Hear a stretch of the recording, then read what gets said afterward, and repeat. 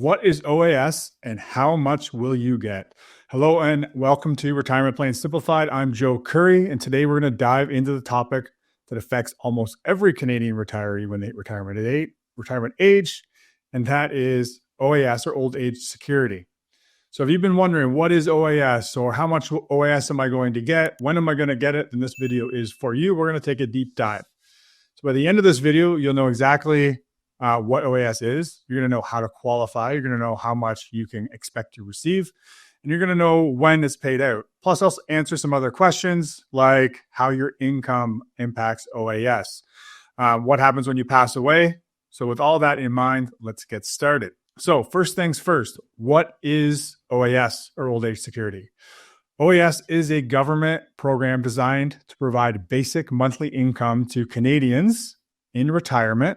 So for age 65 and older, regardless of whether you've worked or not. So unlike CPP, or Canada Pension Plan, the OAS program is funded through general tax revenue. So you don't pay directly into OAS, and therefore it is available whether you have worked or not. So now you might be asking, how much OAS am I going to get?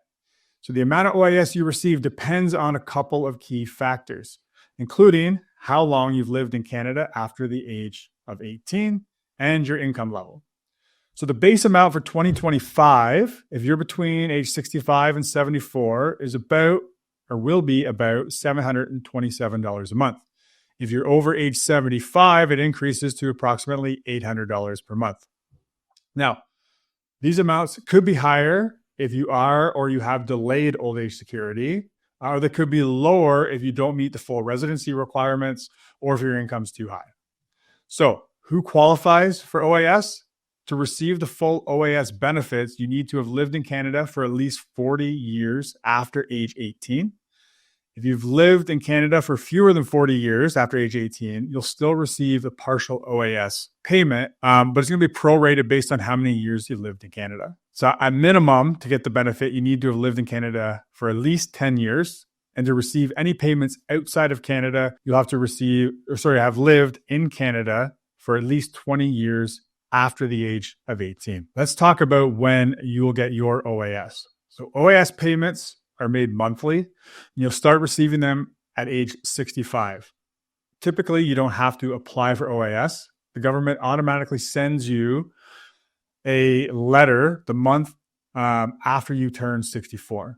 And they have all the info that you need in there for applying if you need to apply, but typically they automatically enroll you. You might have to apply, though, if you don't receive the letter or any of the information on the letter is incorrect. Additionally, it's important to know that you can defer receiving your OAS up to age 70. So that would result in a higher monthly payment.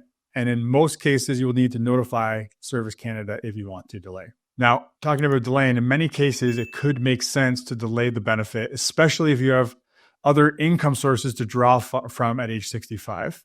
So each year you delay the benefit, the result is an increase in the benefit by 7.2%. So 7.2% per year, that benefit will increase for every year you delay, plus inflation. And you can delay that all the way to age 70. Now, how does your income affect old age security? The OAS amount is subject to a clawback. So you may have heard of OAS clawback.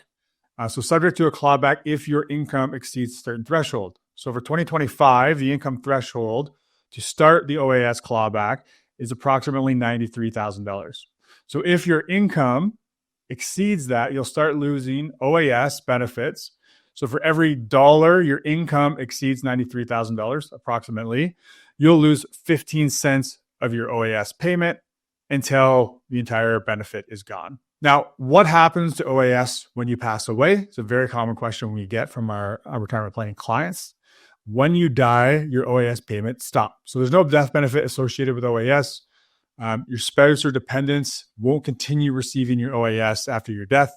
So for some people, this may be a reason not to delay the OAS benefit. They want to make sure they're getting as much as they possibly can as long as they're here to receive it. Do you have to contribute to OAS? So I touched on this earlier, but the great news is no, you don't. So unlike CPP, which you pay into during your working years, OAS is funded through taxes and that doesn't require you to contribute directly. One other thing to note is that OAS can be impacted by other factors like living abroad. So if you're living outside Canada, your OAS might be reduced or suspended after 6 months, depending on the country you're in. And now, just to recap, old age security is a monthly income available to Canadians age 65 and older. The amount that you receive varies based on your years of residency in Canada, the amount of income you have, and whether or not you delay your benefit.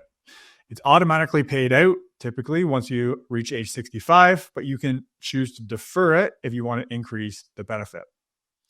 And remember, no contributions needed, but if you earn too much, you could face the old age security clawback. And one final point on OAS is that if you have a retirement plan, optimizing for taxes and for timing on government benefits like OAS and CPP is a very important piece of your retirement plan. So make sure your plan is taking all of this into consideration. So I hope you found this video helpful. Be sure to give it a like and subscribe if you did find it helpful. So subscribe to Retirement Planning Simplified for more insights into retirement planning. If you have questions, I'd love for you to leave them below in the comments and be happy to get back to you. And as always, remember, planning your retirement doesn't have to be complicated. We're here to simplify it for you. So thanks for watching, and I'll see you in the next video.